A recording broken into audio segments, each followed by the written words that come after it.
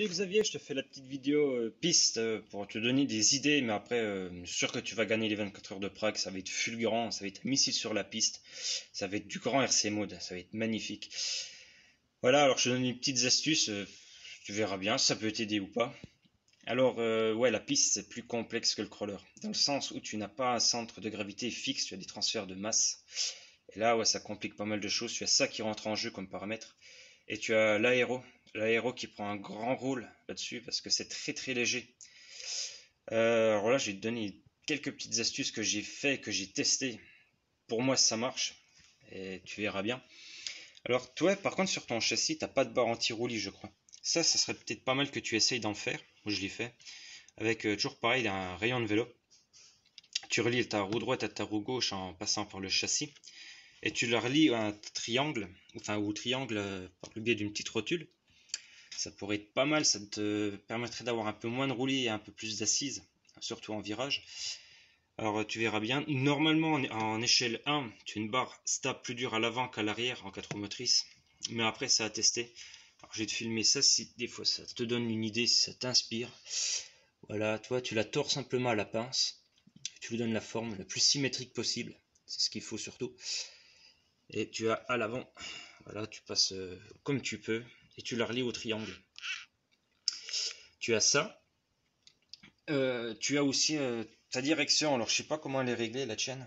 Théoriquement, tu dois avoir ta roue interne qui prend plus d'angle que ta roue externe. Pour justement, comme c'est pour ça qu'il y a une spool en fait. Quand tu vas accélérer, celle-ci va prendre plus de tours. Elle va forcer beaucoup plus sur ton châssis et il va avoir tendance à le tirer pour aller où tu veux essayer d'aller, tout du moins. Voilà, il y a ça. Il y a tes changements, bah justement, dû au changement au transfert de masse. En fait, tout ton poids, théoriquement, va arriver sur la roue opposée au virage auquel tu tournes. Et la roue là, il faut toujours qu'elle ait le plus de contact avec le sol, en fait. C'est pour ça que quand ta suspension va s'enfoncer, il faut qu'elle reste toujours le plus plat possible. Ouais, ça joue pas mal. Et voilà, je vais te montrer le petit astuce avec le fond plat. Tu vas voir, ça est assez impressionnant, en fait. En fait, c'est éviter qu'il y ait de l'air qui rentre dans la carrosserie, que l'air du dessous aille plus vite que l'air du dessus, faire une aile d'avion inversée en fait. Et un autre petit truc aussi, ce qui est pas mal, en fait ta carreau quand elle est dessus, attends, on va la mettre, l'air s'engouffre dedans. L'air s'engouffre dedans par les roues. Et comme c'est du modélisme, c'est une coque vide. Donc là on a un gros souci, en fait tout l'air rentre, mais ne peut pas ressortir. Et il faut que l'air ressorte, sinon ça fait parachute. Donc petite astuce que j'ai trouvée, qui marche bien en fait, c'est simplement de faire deux petits trous, ou tout du moins des perforations à l'arrière, pour que l'air qui rentre puisse s'échapper à l'arrière.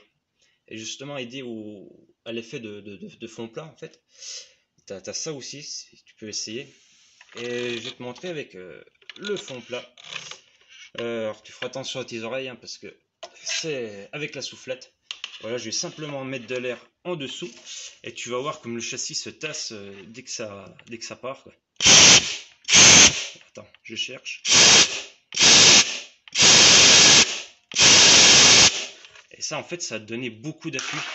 Ça va te permettre que ta voiture soit toujours aussi légère. Mais dès qu'elle va prendre de la force, elle va prendre de l'appui aéro. Voilà, alors tu fais ce que tu veux, tu verras bien, si tu veux tester des trucs. Mais en tout cas, bonne chance pour ta petite compète de piste. Et allez, à la prochaine, salut! Salut Xavier, je vais essayer de te faire un petit tuto pilotage. Alors ça va être le peu que je sais, hein, parce que je ne suis pas champion du monde en modélisme, hein. Moi je connais plus les bases de l'échelle 1. Alors tu verras, niveau puissance, moi je roule sur une Suzuki Cappuccino. Alors tu verras, la puissance c'est fulgurant aussi ça. Je vais essayer de te dire un peu ce que je sais. Alors ce que tu as le transfert de masse. Ça va toujours être ça le plus compliqué en fait. Ça va être répartir ton poids entre ton train avant, ton côté droit, ton côté gauche. C'est ça en piste, ça joue énormément, ça joue un très grand rôle. Parce que quand tu vas tourner, en fait, quand elle est répartie 50-50 de poids, tu as autant de grippe à l'arrière qu'à l'avant. Donc jusque là, ça se passe plutôt bien. Mais pour t'aider à tourner dans un virage rapide, en fait, tu peux alourdir l'avant et alléger l'arrière, tout simplement en freinant. En freinant, tu vas faire un transfert de masse. Ton poids central est là. Tu freines, tu fais un transfert de masse, ton centre de gravité va partir vers l'avant. Donc là, tu auras un plus grand grip, en théorie, jusqu'à que tu arrives à la limite de ton pneu en fait. Et à l'arrière, tu auras beaucoup moins de grip, il va être beaucoup plus léger. Donc là, juste avant ton virage, c'est un virage très serré, tu donnes juste un petit coup de frein, tu transfères ta masse à l'avant, et là, ton arrière va glisser. Et donc avec un tout petit peu de direction, ton arrière il va drifter en fait, il va tout simplement partir. Et quand tu vas remettre les gaz, là tu vas refaire l'inverse, tu vas recentrer ton poids à l'arrière. Donc là tu vas alourdir l'arrière, qui lui va tout de suite se stabiliser et laisser partir l'avant. Donc là tu vas repartir droit.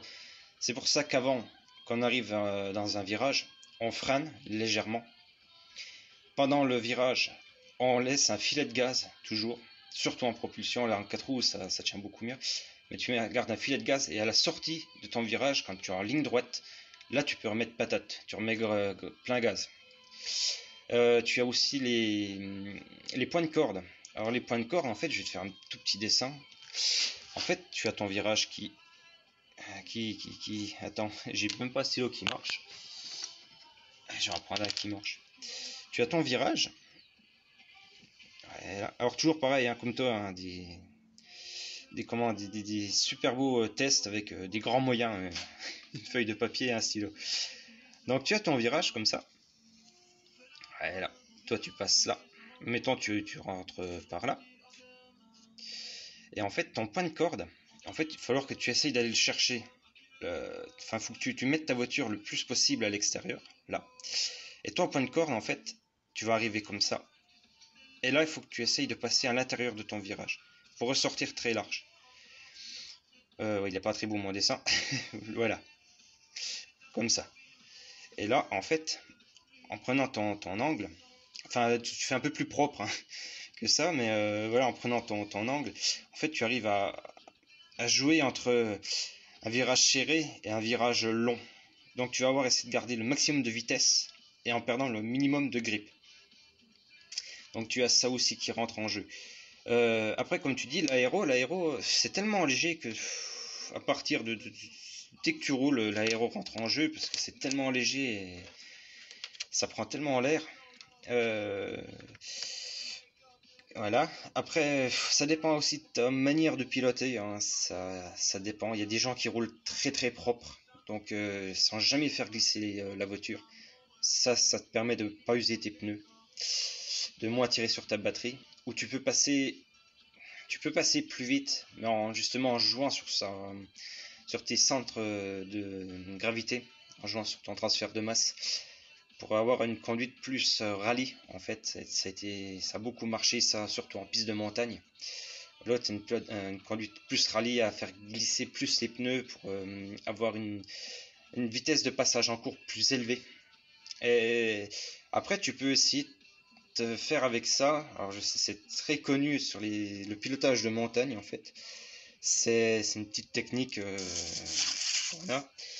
En fait, quand tu vas arriver à un virage, ce que tu peux faire, c'est une petite magouille de piste. En fait, ta roue, mettons tu vas tourner par là. En fait, c'est mettre ta roue dans une ornière. Si tu mets ta roue dans une ornière, tu as un énorme grip avec cette roue. Ça, tu verras. Si tu peux essayer d'avoir un endroit où il y a plus de grip, mettre ta roue qui va tourner, coincer ta roue. Voilà. Après, si tu as des autres petites questions de pilotage, tu me dis parce que j'ai pas tout en tête. Bah voilà, tu me diras. Ouais, je pense à autre chose aussi. Parce qu'il y a plein de gens qui vont te dire de régler comme ça ou comme ça. Mais moi, je te le dis, mais c'est ma manière de conduire. Ça, il faut que tu regardes aussi, que tu tâtonnes. En fait, t'as pas de réglage miracle. T'en as jamais.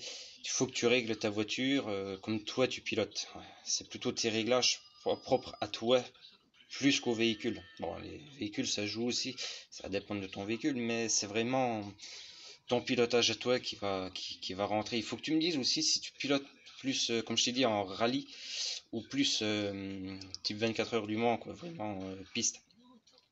Ça sert à voir les deux marches, les deux ont marché par le passé. Il y a eu de très bons pilotes qui pilotaient rallye sur piste, qui ont été même enlevés parce que ça passait un peu trop vite. Ouais, dis-moi ça, comment tu pilotes, et il faut que tu me fasses une photo aussi de tes trains roulants, que je voie avec la roue enlevée, que je voie comment sont fait la double triangulation, déjà comment ça fait, parce que j'ai pas trop la carte en tête, je vois pas trop à quoi elle ressemble.